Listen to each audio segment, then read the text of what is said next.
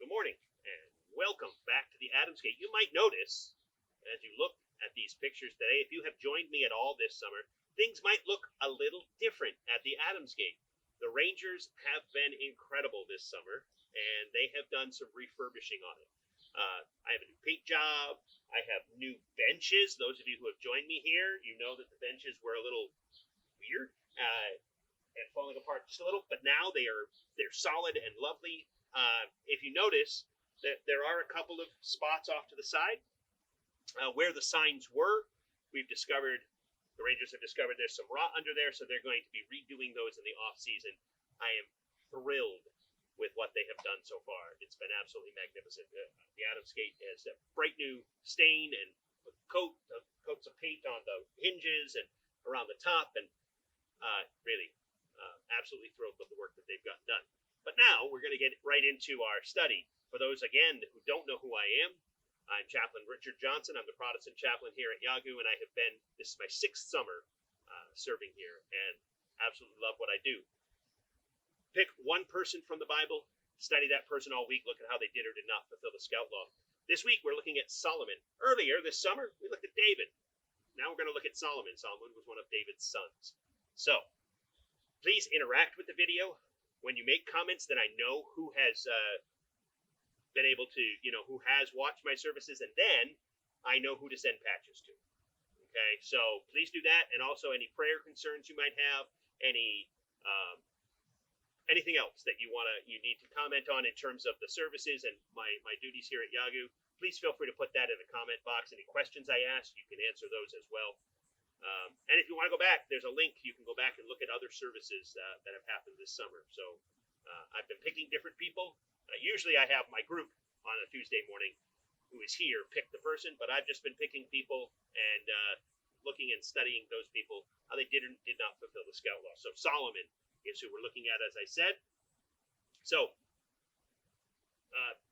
first of all, I want you to know, back in David's day, man had several wives. So one of David's wives was a lady named Bathsheba. We talked about her in with David, where he saw her bathing on the roof and ended up going to bed with her, and then ended up having her husband murdered. It was a complicated and terrible thing. However, he does end up marrying Bathsheba, and we heard with David, the first son died. Solomon is David and Bathsheba's second son, right? The first one died. We found out he wasn't even named, right? However, David had other sons who were older than Solomon.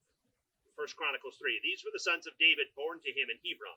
The firstborn was Amnon, the second Daniel, the third Absalom, the fourth Adonijah, the fifth Shephatiah, and the sixth Ithream.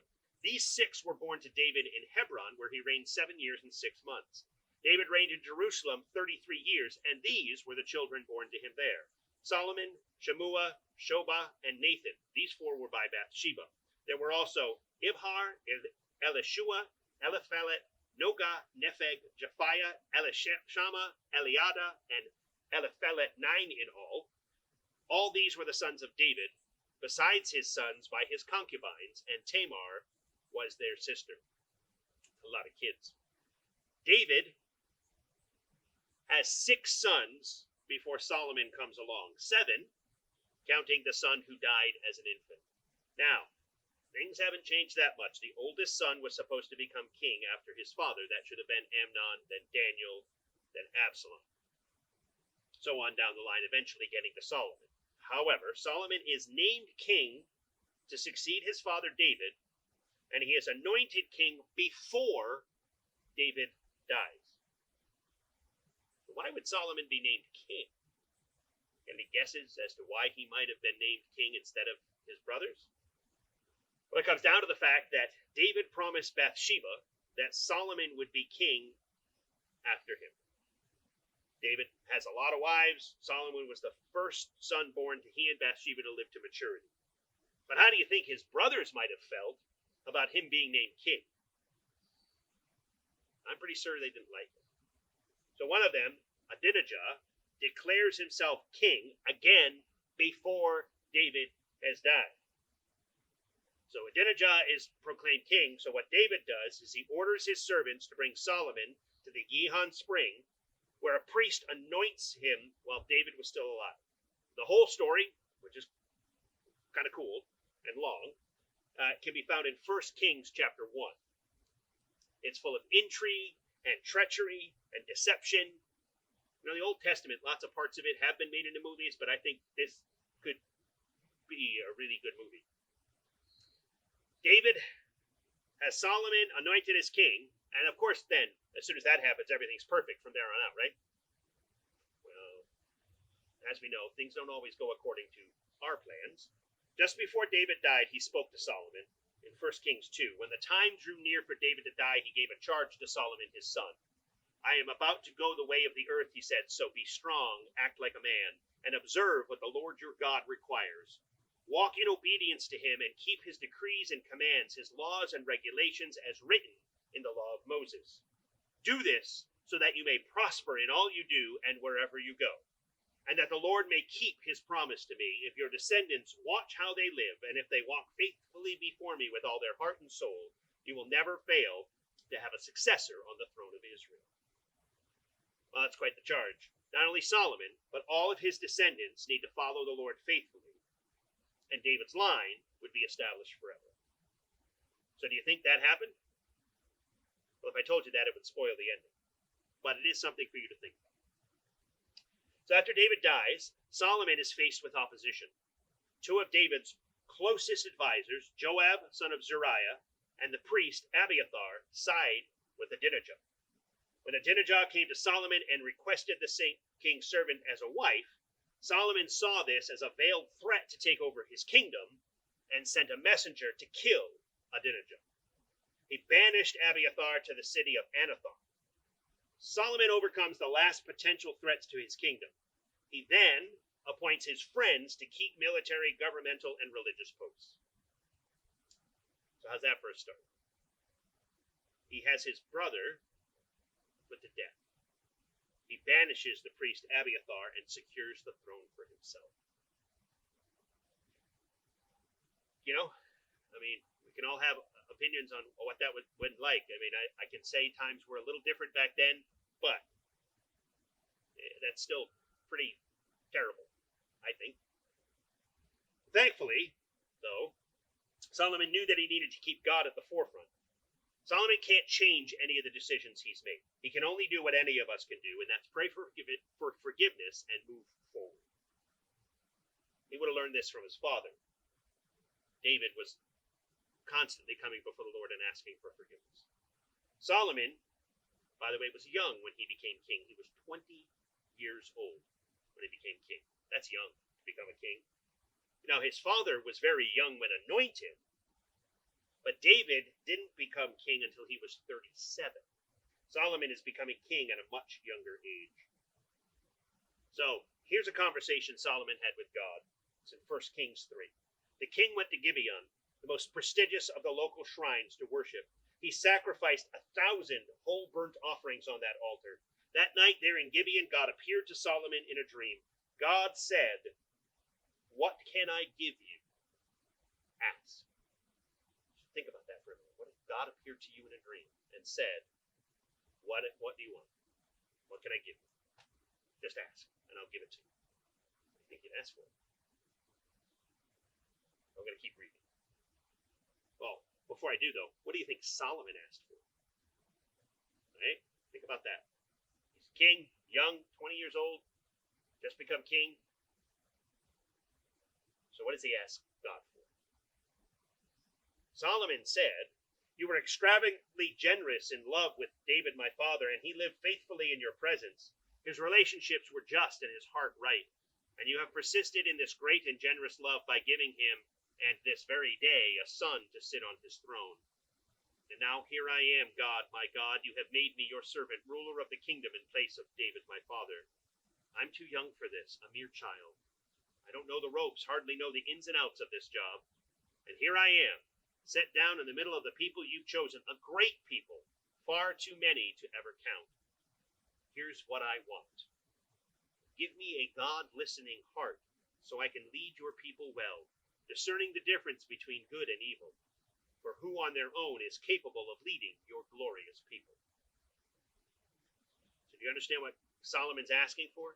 He's asking for wisdom to lead the people, and not human wisdom, but a God-listening heart. What do you think you would ask God for? Right? I asked you that already. Keep thinking about that. What would you do? There are so many things to choose from. Solomon can ask for anything, and he asks for wisdom. So what do you think God's reply might have been? God the Master was delighted with Solomon's response, and God said to him, because you have asked for this, and haven't grasped after a long life, or riches, or the doom of your enemies, but you have asked for the ability to lead and govern well, I'll give you what you've asked for. I'm giving you a wise and mature heart. There's never been one like you before, and there'll be no one after. As a bonus, I'm giving you both the wealth and glory you didn't ask for. There's not a king anywhere who will come up to your mark. And if you stay on the course, keeping your eye on the life map and the God signs as your father David did, I'll also give you a long life. Whew. How about that? God's delighted with Solomon's response. And then God says he can have the wisdom and the wealth and the glory too. That's pretty cool. But please pay attention to the last thing God says there. And if you stay the course, keeping your eye on the life map and the God signs as your father David did, I'll also give you a long life. Please keep that in mind as we study this week. 1 Kings 10. King Solomon was wiser and richer than all the kings of the earth. He surpassed them all. People came from all over the world to be with Solomon and drink in the wisdom God had given him. And everyone who came brought gifts. Artifacts of gold and silver, fashionable robes and gowns, the latest in weapons, exotic spices and horses and mules, parades of visitors year after year. Wisdom is definitely a gift. You realize that every gift has two sides. Your gifts can be used for good, and your gifts can be used for evil. You can look around and see that today. Solomon's wisdom is thankfully, at this moment, being used by God to bless and challenge many people. The gift is from God, and Solomon is using it for God the way he should. So I want you to ask yourself, what gifts has God given me, and what gifts has God given you that you need to use for him? It could be the gift of music or acting. But realize it could be the gift of listening, the gift of helping others, of caring for people or animals. It could be the gift of being a friend. It could be the gift of leading or following or working with computers or helping others be organized. There are so many gifts.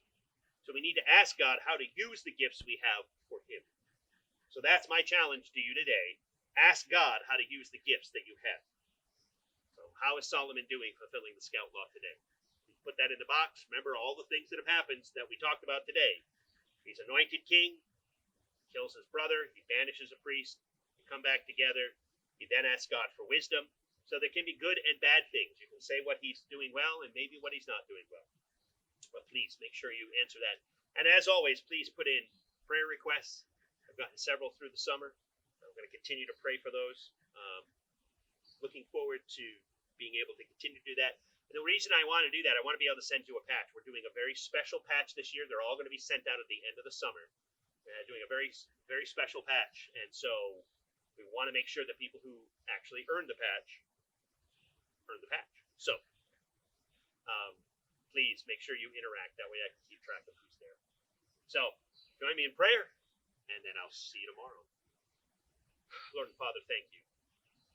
Thank you that you give us Yagu. Give us a Yagu even in a way that perhaps we're not used to, but you give us Yagu to be able to hear, listen, be at, even vicariously, and I'm thankful for that. I'm thankful for the Yagu Network, for all that they do. Thankful for the Yagu Network being able to bring Yagu out to people. I ask that you be with us, that you allow us to continue to serve, that you help us to seek you after you, to find out what our gifts are and how we can use them for you. Lord, I pray for those who have sent in prayer requests for Mr. Burlett as he recovers from surgery. Father, for this family who has lost one, to the father, husband, scoutmaster to COVID, that you bless. Father, for Jimmy and his legs. Father, for alleviation of anxiety. For all the other prayer requests that haven't been sent in, that you bless and touch, and you meet the needs of everyone who is listening right now. And Lord, I do pray for the alleviation of COVID, that we can come back together. Lord, I pray for the strengthening of immune systems. I pray for those who work in the hospitals to be able to be protected, but to be able to care for those who need care. And Father, not only for those with COVID, but those who are battling cancer, heart disease, Father, diabetes, any of the autoimmune things that attack our bodies, for all of the things that still ravage us, I ask for your hand of protection and blessing and healing. Father, for those who are looking for a vaccine, that you bless their efforts. Father, in all of this, that we would just continue to come before you. I thank you for those essential workers who have not stopped working. And I ask that you bless them, that you keep them safe. Father, for our first responders, that you take care of them, that you bless them. Father, that you would continue to give them peace, that you would continue to give them strength to be able to go to work. And Lord, I ask that you would be with our politicians, from our president down to our local elected officials, that you would bless them, that you would help them to come together to be a united people. Not, Lord, people who get along all the time, but people who are willing to work towards solutions together, Lord. And Father, I thank you for our military and our first responders, and I ask that you bless all of them for their service to us. Father, bless them, hold them close, keep them safe, and bless each of us, Father, and bring us back together. In Jesus' name, amen. All right, thank you so much for watching, and I'll see you tomorrow for day 2 of Psalm.